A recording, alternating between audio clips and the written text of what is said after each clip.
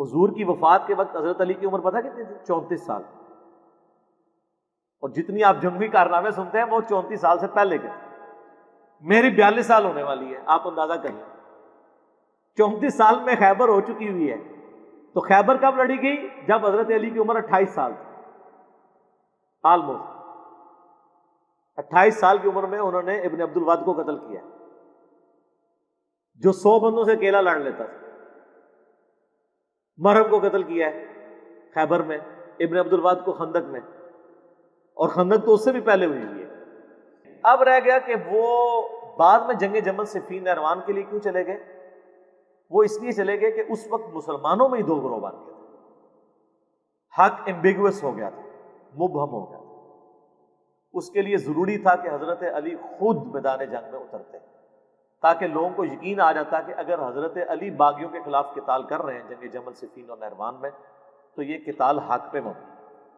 کسی کو بھیجتے تو لوگوں نے کہنا تھا یار ادھر سے تو حضرت عائشہ اور طلحہ اور زبیر آ گئے رضی اللہ عنہم اجمعین وعلیہم السلام اجمعین, ادھر سے ہمارے انہیں یاسر چلے جاتے تو لوگوں نے کہنا تھا یار وہاں تو حضور کی بیوی ہیں, اس تو جیے سے آبا ہے, چلے ہمارے ابن یاسر سیدہ عائشہ کے علاوہ باقیوں سے تو تگڑے تھے, لیکن پھر بھی مولا علی خود جاتے تو پھر اس میں, ورنہ تو جنگ جمل ہار جانی تھی انہوں نے اگر حضرت علی خود نہ جاتے. عبداللہ ابن سلام ویسے گھوڑے کے آگے کھڑے ہو گئے, کہا تھا امیر المومنین آپ کو مدینہ نہیں چھوڑنا چاہیے, مجھے خطرہ ہے آپ مدینے سے نکل گئے پھر قیامت تک دارالخلافہ مسلمانوں کا مدینہ نہیں بنے گا. حضرت علی کو بھی اس بات کی, لیکن انہوں نے کہا کہ بات یہ ہے کہ اگر میں نہیں جاؤں گا تو یہ جو فتنہ ہے یہ اس سے بڑا فتنہ ہے جس کو دبانا ضروری ہے. تو پھر سیدنا علی وہ کہتے ہیں جی کوفے دارالخلافہ شفٹ کر دیا تھا. آپ مدینے میں رہنے دیتے تو مدینے میں رہتے نا. قصاص عثمان کے لیے آپ مجھے پاکستان میں بتائیں, یہاں پہ بھی دھرنا دینے والوں کو اتنی تمیز ہے کہ دھرنا کدھر دیتے ہیں؟ پشاور میں دیتے ہیں, کراچی میں, اسلام آباد میں. کیوں؟ کیپٹل سٹی ہے. تو خلفائے راشدین کے دور میں کیپٹل سٹی کون سا تھا؟ مدینہ. لیکن دھرنا دینے والے بصرہ اور کوفہ پہنچ گئے, 1000 کلومیٹر دور, کہ ہم خود بدلہ لیں گے, قانون کو ہاتھ میں لیں گے. تو پھر حضرت علی کی مجبوری تھی کہ آپ بھی ادھر چلے جاتے. پھر کوفہ ایک فوجی چھاونی تھی جہاں سے سب کو کنٹرول کیا جا سکتا تھا, رومن امپائر کو بھی جو گر چکی تھی اور پرشین کو. بہرحال پھر حضرت علی کے جانے کی وجہ سے یہ معاملات سیدھے ہوئے, تو ان کی مجبوری تھی جانا, ورنہ لوگوں کے لیے معاملات ایمبیگوس ہو جاتے. آج تک بھی لوگوں کو سمجھ آ رہی. تو اس زمانے میں جنہوں نے لڑنا تھا انہوں نے کیا لڑنا تھا؟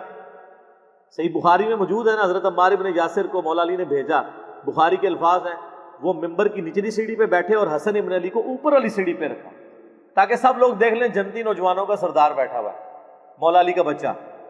اور کہا لوگو اللہ نے تمہیں آزمایا ہے, ایک طرف دنیا اور آخرت میں تمہارے نبی کی بیوی ہے, رسپیکٹ کم نہیں کی, آخرت جنت میں بھی عائشہ حضور کی بیوی ہے, لیکن اللہ نے تمہیں آزمایا ہے کہ تم عائشہ کی اطاعت کرتے ہو یا اللہ کی اطاعت کرتے ہو, کیونکہ اولو الامر منکم اس وقت مولا علی ہے اور ان کی اطاعت اللہ کی اطاعت ہے. اطیعوا اللہ واطیعوا الرسول واولی الامر منکم. تو جب یہ سینیریو ہو اس وقت مولا علی کی مجبوری تھی وہاں سے نکلنا. اور آپ دیکھیں انہوں نے بعد میں پھر کوئی ان کے ساتھ زیادتی بھی نہیں کی. جمل میں جو دوسری طرف سے مرے ان کے جنازے بھی پڑھائے ہیں, ان کی عورتوں کو لونڈیاں نہیں بنایا, خود سیدہ عائشہ کو عزت اور احترام کے ساتھ وہاں سے رخصت کیا. تو یہ کہنا کہ حضرت علی نے جنگیں نہیں لڑی ہیں, حضرت علی نے تو آپ کو سپر پاور بنوایا ہے, اس کے بعد بھی سب کچھ بنا کے آپ کے حوالے کیا ہے, تو آرٹیکل پھر بھی نہیں سامنے آ گیا. اور جب برا وقت آیا پھر بھی حضرت علی کے گاٹے فٹ ہوا ہے اور الٹیمیٹلی ان کو بھی شہید کر دیا. میں اس سوال کے جواب کے اینڈ پہ وہ حدیث بیان کروں گا جو المستدرک للحاکم میں موجود ہے, سنن نسائی الکبریٰ کے اندر موجود ہے, میں نے اپنے ریسرچ پیپر میں بھی ڈالی ہے کربلا والا, کہ نبی صلی اللہ علیہ وآلہ وسلم نے فرمایا اے علی تیری مثال میری امت میں قوم سمود کی اونٹنی کی سی ہے. جس طرح قوم سمود نے صالح علیہ السلام کی اونٹنی کو قتل کیا تھا تو اللہ کا عذاب آ گیا تھا. اگلے زمانوں میں سب سے بڑا بدبخت وہ تھا جس نے اونٹنی کو قتل کیا, اور میری امت کا سب سے بڑا بدبخت وہ ہوگا جو اے علی تجھے قتل کرے گا اور تیری داڑھی کو تیرے سر کے خون سے رنگ دے گا. استغفر اللہ. تو مولا علی کی شہادت کے بعد جس طرح قوم سمود کی اونٹنی مری تھی تو قوم سمود پہ عذاب آیا تھا، حضرت علی کی شہادت کے بعد بھی امت پہ عذاب آیا کہ آج تک دوبارہ اسلامی نظام قائم ہی نہیں ہو سکتا. تو لیکن اب آپ دیکھیں تبدیلی آ رہی ہے.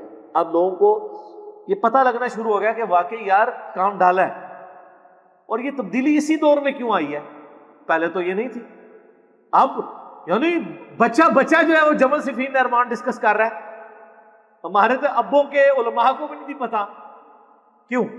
اسلام کی نشت ثانیہ کے لیے ضروری ہے کہ امام مہدی کے آنے سے پہلے لوگوں کو جبل صفین نہروان سمجھ آئے اور اہل بیت کا مقام سمجھو. ہر جگہ آواز اٹھی ہوئی ہے پوری دنیا کے اندر.